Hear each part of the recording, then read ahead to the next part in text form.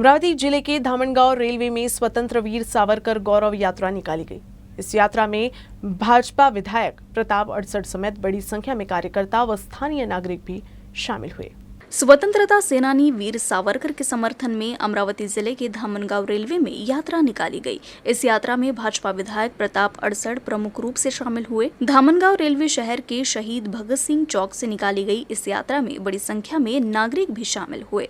इस दौरान विधायक प्रताप अड़सठ ने कहा कि स्वतंत्रता सेनानी सावरकर ने स्वतंत्रता संग्राम में अपना पूरा जीवन कुर्बान कर दिया। वो आज भी हम सबको प्रेरणा दे रहे हैं। देश में उनकी उपेक्षा किए जाने की आलोचना करते हुए राहुल गांधी से माफी मांगने की भी मांग की। बाइट।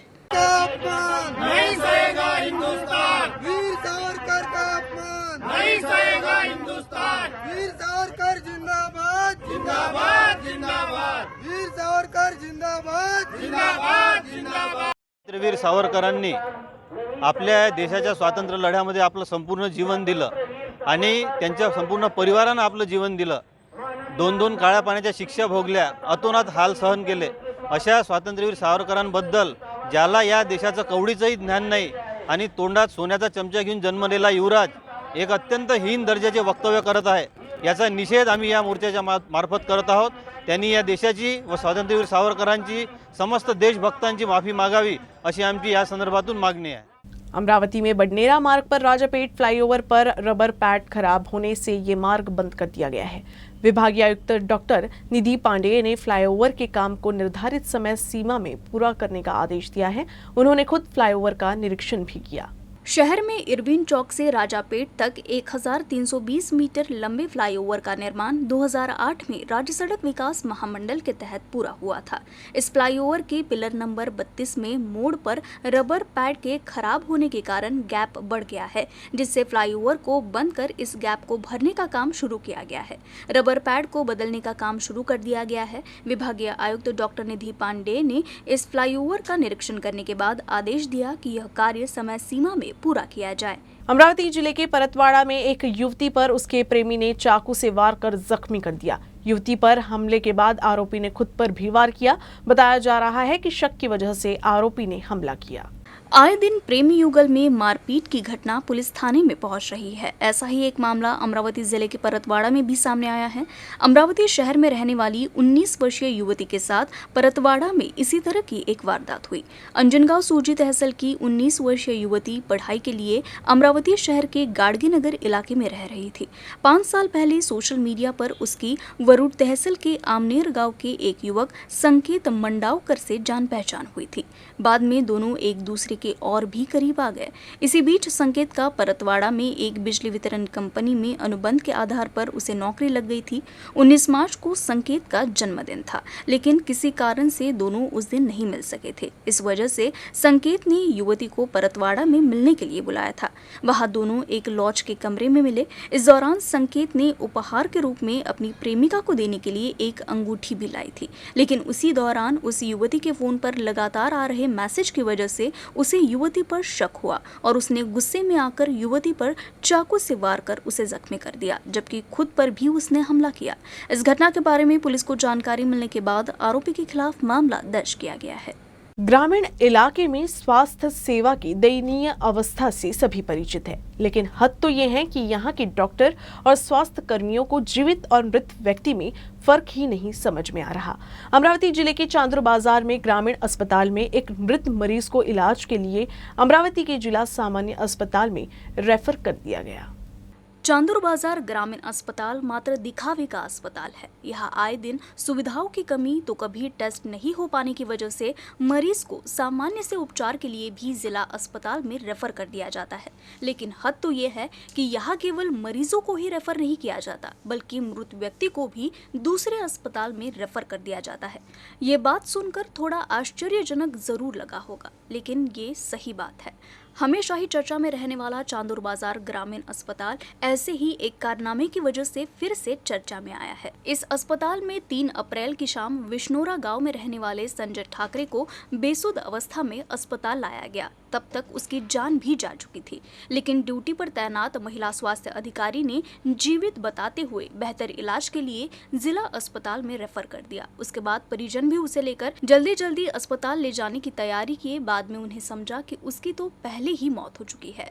इस घटना के बाद मृतक के परिजनों ने काफी नाराजगी जताई है और डॉक्टर पर कार्रवाई करने की भी मांग की है। संजयराव रामदास ठाकरे राहणार विष्णुरा यांना आज द्विवेदी यांच्या रुग्णालयामध्ये भरती केलं असता त्यांना तिथं थोडा प्राथमिक उपचार करून त्यांना ग्रामीण रुग्णालय चांदूर बाजार येथे त्यांनी जाण्याचा सल्ला दिला आणि त्यांचे नातेवाईक यांनी त्यांना ग्रामीण रुग्णालयामध्ये उपचारार्थ आणले असता डॉक्टरांनी त्याच्यावर उपचार केले तेव्हा ते जिवंत होते, त्यांच्यामध्ये थोडा जीव शिल्लक होता आणि उपचारादरम्यान त्यांचा त्या ठिकाणी मृत्यू झाला आणि मृत्यू झाल्यानंतरही जे डॉक्टरच्या आणि नातेवाईकांच्या लक्षात आलं की रुग्णाचा मृत्यू झालेला आहे, तरी पण येथील वैद्यकीय अधिकाऱ्यांनी त्या पेशंटचा मृत्यू झाल्यानंतरही त्यांना अमरावती उपचारार्थ जाण्याकरिता या ठिकाणी रेफर केलं। ही त्या रुग्णाची रेफर शीट आहे।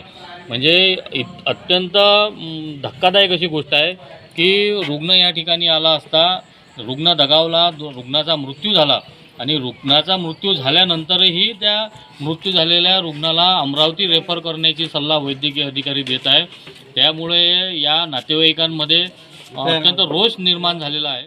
अमरावती की भातकुली कृषि उत्पन्न बाजार समिति के 18 सदस्यीय संचालक मंडल का चुनाव 28 अप्रैल को होने वाला है। सोमवार को नामांकन दाखिल करने का आखिरी दिन था। आखिरी दिन 151 आवेदन प्राप्त हुए, जबकि इससे पहले 53 उम्मीदवारों ने अपना आवेदन दाखिल किया था। अमरावती जिले के भातकुली कृषि बाजार समिति के 18 सदस्यीय संचालक मंडल का 28 अप्रैल को चुनाव हो रहा है। सोमवार को नामांकन दाखिल करने का अंतिम दिन था। आखिरी दिन 251 लोगों ने नामांकन अर्ज दाखिल किया, जबकि पहले 53 उम्मीदवारों ने नामांकन दाखिल किया था। इस तरह अब यहाँ चुनावी मैदान में उतरने वाले उम्मीदवारों की कुल संख्या 212 तय की गई है। पिछली बार 75% से ज्यादा जगहों पर सत्ता बरकरार करने वाली कांग्रेस ने सहयोग पैनल की घोषणा की है और अन्य समान विचारधारा वाले दल और संगठन को इसमें साथ रखा है, जबकि सांसद नवनीत राणा और बडनेरा के विधायक रवि राणा ने पूर्व जिला परिषद सदस्य प्रकाश साबले के साथ मिलकर शेतकरी पैनल का ऐलान किया है। भातकुली कृषि बाजार समिति के पूर्व अध्यक्ष व राष्ट्रवादी कांग्रेस पार्टी के जिला अध्यक्ष सुनील वर्राडे ने इस बार खुद को चुनाव से दूर रखा है। इससे पहले वे लगातार 5 बार इस चुनाव में उतरे हैं और जीत भी चुके हैं, इसलिए उन्होंने तय किया है कि इस बार खुद को दूर रखेंगे। सभी 212 आवेदनों की जांच के बाद 6 अप्रैल को वैध नामांकन की सूची घोषित की जाएगी। 20 अप्रैल तक चुनाव से नाम वापस लेने की अनुमति दी गई है और चुनाव लड़ने के इच्छुक उम्मीदवारों की अंतिम सूची 21 अप्रैल को घोषित की जाएगी। 28 अप्रैल को मतदान होगा और अगले दिन मतगणना होगी। आज दिनांक 3 एप्रिल 2023 वार सोमवार रोजी कृषी उत्पन्न बाजार समितीची निवडणूक सन 2023 करिता नामनिर्देशन पत्र दाखल करण्याचा अंतिम दिवस होता। आज निर्धारित वेळेमध्ये आणि निर्धारित दिनांकाला एकंदर 212 नामांकन अर्ज सदर निवडणुकीकरता दाखल झालेले आहे। सदर नामनिर्देशन पत्राची छाननी परवा म्हणजे दिनांक 5 एप्रिल 2023 रोजी या कॅम्पसमध्ये होणार आहे। सदर बाजार समितीच्या निवडणुकीकरिता मतदान दिनांक 28 एप्रिल 2023 रोजी राहणार आहे आणि मतमोजणी दिनांक 29 एप्रिल 23 रोजी होणार आहे। याकरता माझे सहाय्यक निवडणूक निर्णय अधिकारी आणि सर्व संबंधित स्टाफ हा निवडणुकीचं कामकाज करत आहे। अमरावती शहर में भगवान महावीर बहुउद्देशीय समिति द्वारा महावीर जयंती के अवसर पर विभिन्न कार्यक्रम का आयोजन किया गया। इस अवसर पर भव्य अभिषेक समारोह उत्साह के साथ संपन्न हुआ। श्री 1008 भगवान महावीर स्वामी जन्म कल्याणक महोत्सव के अवसर पर भोपाल के संगीतकार जितेंद्र कुमार और महाराष्ट्र राज्य के वाशिम कारंजा क्षेत्र के भामदेवी स्थित बोली सम्राट रविंद्र जैन ने एक प्रस्तुति देकर दर्शकों का ध्यान आकर्षित किया। समस्त दिगंबर जैन समाज के भाई बहन बड़ी संख्या में विभिन्न कार्यक्रमों के अवसर पर उपस्थित रहे। प्रथमाचार्य 1008 शांति सागर जी महाराज एवं संत शिरोमणि आचार्य श्री विद्यासागर जी महाराज की कृपा से आयोजित विभिन्न धार्मिक कार्यक्रम में भगवान महावीर बहुउद्देशीय समिति के सभी सदस्य एवं पदाधिकारी एवं समस्त दिगंबर जैन समाज के भाई बहन उपस्थित रही।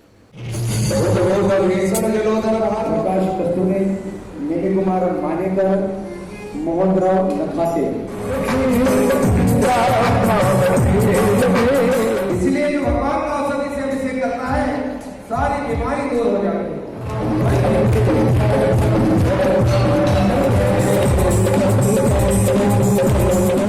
अमरावती शहर में सकल जैन समाज की ओर से भगवान महावीर की 2622वीं जयंती धूमधाम से मनाई गई। इस मौके पर भव्य शोभा यात्रा निकाली गई। अमरावती शहर में सकल जैन समाज की ओर से 24वें तीर्थकर भगवान महावीर की 2622वीं जयंती उत्साह के साथ मनाई गई। शोभा यात्रा श्री 1008 आदिनाथ दिगंबर जैन मंदिर संस्थान भाजी बाजार से शुरू हुई।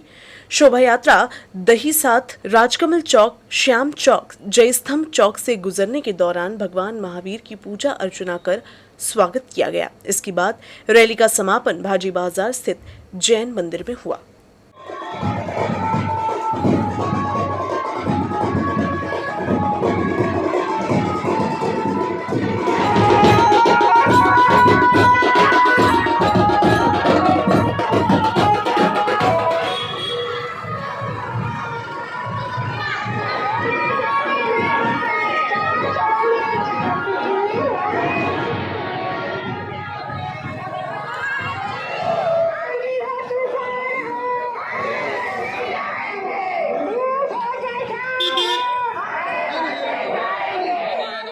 अमरावती शहर के जिलाधिकारी कार्यालय पर ऑटो चालकों ने भव्य मोर्चा निकाला। इस दौरान सरकार के खिलाफ नारेबाजी भी की गई। अमरावती जिले के ऑटो चालकों ने स्वाभिमानी किसान संघ की नेता कपिल पटघांड के नेतृत्व में अमरावती के इरविन चौक से जिलाधिकारी कार्यालय तक भव्य मोर्चा निकाला, जिसमें मांग की गई कि सरकार ऑटो चालकों को प्रतिमाह 9,000 रुपए का भुगतान करे। इस दौरान सरकार के विरोध में नारेबाजी भी की गई।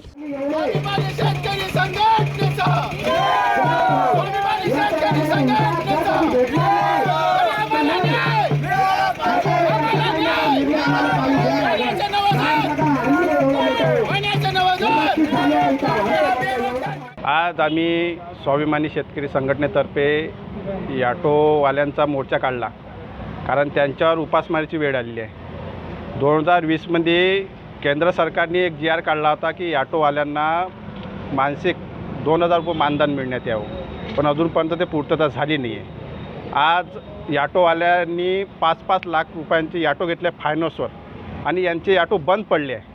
त्या ऑटोच्या भरोश्यावर त्यांचं परिवार, मुलांचं शिक्षण, मुलींचं लग्न, अनेक प्रश्न आहे। पण आज बेरोजगार आहे ते। तुम्ही 50% महिलांना आरक्षण दिलं बसमध्ये, त्यांचं आम्ही स्वागत करतो, त्यांचा विषय नाही, पण आम्हालाही पोट लागला आहे। आमच्या पोटाचं काय हे सरकारनं विचार करायला पाहिजे। आज ह्या मोर्चा आम्ही शांतते पद्धतीने काढला आहे, पण सरकारला या माध्यमातून इशारा देतो आहे की 10 दिवसात आमच्या निवेदनाची दखल नाही घेतली, आमच्या मागण्या पूर्ण नाही झाल्या, तर आम्ही ह्याच अमरावतीच्या कलेक्टर ऑफिस समोर आमचे ऑटो भी जाळू आणि आम्ही स्वतःला जाळून घेऊ, हे आज सरकारला इशारा देतो आहे। बुल्ढाना जिले के खामगांव शहर के एक होटल में मरीजों का इलाज कर रहे 2 झोला छाप डॉक्टरों को पुलिस ने हिरासत में लिया है। दोनों आरोपियों के पास से बड़ी मात्रा में दवाइयां भी बरामद की गई हैं। इस कार्रवाई से खामगांव शहर में हड़कंप मच गया है। अपने स्वार्थ के लिए झोला छाप डॉक्टरों द्वारा सीधे साधे लोगों को इलाज के नाम पर ठगने का खेल काफी समय से हो रहा है। इस संबंध में लोगों को प्रशासन द्वारा जागरूक भी किया जाता है, लेकिन इसके बाद भी मासूम लोग इन झोला छाप डॉक्टरों के झांसे में आ जाते हैं। कई बार तो ये उनके लिए जानलेवा भी साबित होता है। ऐसा ही एक मामला खामगांव शहर में सामने आया है। खामगांव शहर के विकमशी चौक के पास एक होटल में मरीजों का इलाज किए जाने के बारे में स्वास्थ्य विभाग को जानकारी मिली। संदेह होने पर स्वास्थ्य विभाग की टीम ने इस बारे में पुलिस को भी सूचित किया और फिर खामगांव पुलिस ने होटल में झोला छाप डॉक्टरों के खेल का पर्दाफाश करने के लिए छापामार कार्रवाई की। इस कार्रवाई में 2 फर्जी डॉक्टरों को गिरफ्तार किया गया है। गिरफ्तार डॉक्टरों का नाम महावीर सिंह और अरविंद कुमार है। इन दोनों के पास से बड़ी मात्रा में दवाइयां भी जब्त की गई है। खामगाव शहरामध्ये मागील काही दिवसापासून परराज्यातून काही डॉक्टर बोगस डॉक्टर येऊन लोकांना विना प्रिस्क्रिप्शनचे तसेच बिना काही लेबलचे औषध देत आहेत, अशा प्रकारची माहिती मिळाल्यामुळे आम्ही डॉक्टरांशी संपर्क साधला सामान्य रुग्णालयाच्या। तिथून डॉक्टर वानखेडे साहेब त्यांची टीम घेऊन आम्ही आज सदरची कारवाई केली। याच्यामध्ये आमच्या पोलीस स्टेशनचे PSI सपकाळे साहेब आणि स्टाफ सहभागी झाला होता। तर हॉटेल महाराणा विकमशी चौकात जे आहे तिथं खाली हॉटेलमध्ये हे 2 लोक मिळाले ते बाहेर राज्यातील आहेत. तर ते लोकांना आजार बरे करतो असे सांगून बिना परमिशनचे आणि बिना लेबलचे वगैरे असे औषधे विकत होते. खामगाव शहरामध्ये आदर्श डायनिंग हॉलच्या खाली महाराणा हॉटेलमध्ये 2 डॉक्टर नई खोजच्या नावाखाली अनेकांवर उपचार करत असल्याची माहिती मला मिळाली होती. मी सुद्धा तेथे ॲसिडिटीची मला भयंकर त्रास असल्याकारणाने मी तिथंसुद्धा गेलो होतो. त्यांनी माझ्याकडून 200 रुपये घेऊन मला काही जडीबुटी मिश्रित पुड्या दिल्या आणि ते खाऊन ते खाण्यास सांगितल्या. ते खाण्यास सांगितल्यानंतर त्यांनी मला हे पण आश्वासन दिलं होतं की तुमचा आजार लवकरच बरा होईल ॲसिडिटीचा. परंतु ती गोळ्या औषध घेतल्यानंतर मला अस्वस्थ वाटू लागल्याने मी एका हॉस्पिटलमध्ये जाऊन उपचार घेतला आणि माझ्या अशा लक्षात आलं की या दवा गोळ्या औषधमुळेच माझी तब्येत मला अस्वस्थ जाणवलं होतं. त्यामुळे मी आरोग्य अधिकारी, शहर पोलीस स्टेशन सह विविध ठिकाणी संबंधित डॉक्टरांवर कारवाई करता तक्रार अर्ज दिला होता. बुल्ढाना जिले के नांदुरा तहसील में जीगांव परियोजना से प्रभावित ग्रामीणों ने सोमवार से कलेक्टर कार्यालय के सामने आमरण अनशन शुरू कर दिया है. जलगांव जामो तहसील का त्योड़ी गांव जीगांव परियोजना से प्रभावित है. अन्य सभी गांवों को मुआवजे का भुगतान किया जा चुका है, लेकिन अब तक इस गांव को मुआवजा नहीं मिला है. जब तक परियोजना प्रभावित गांव के सभी ग्रामीणों को मुआवजा नहीं मिल जाता, तब तक अनशन जारी रखने की चेतावनी त्योड़ी गांव के ग्रामीणों ने दी है. जीगाव प्रकल्प रखडलेला आहे आणि ज्या तिवडी गावचा जो प्रश्न आहे निवाड्याचा तो आतापर्यंत तसाच रखडलेला आहे. तिथं गावचे स्थानिक आजूबाजूचे पदाधिकारी, आमदार, खासदार त्या गावाला कोणी सपोर्ट करत नाही. त्या गावचा आजूबाजूच्या गावचे सर्व गावांचे निवाडे झाले. त्याच्या 1 नंबरच्या गावचा सुद्धा निवाडा झाला आणि हे जे तिवडी गाव आहे हे नंबर 2ला येतं. तर याच गावाचा बाकी त्याच्या आजूबाजूच्या 3 नंबरच्याही गावात झाला आणि आजूबाजूच्या सर्व गावांचे झाले. फक्त तिवडी गावाचाच प्रकल्प रखडलेला आहे. त्यामुळे कुठलाही अधिकारी सहकार्य करत नाही.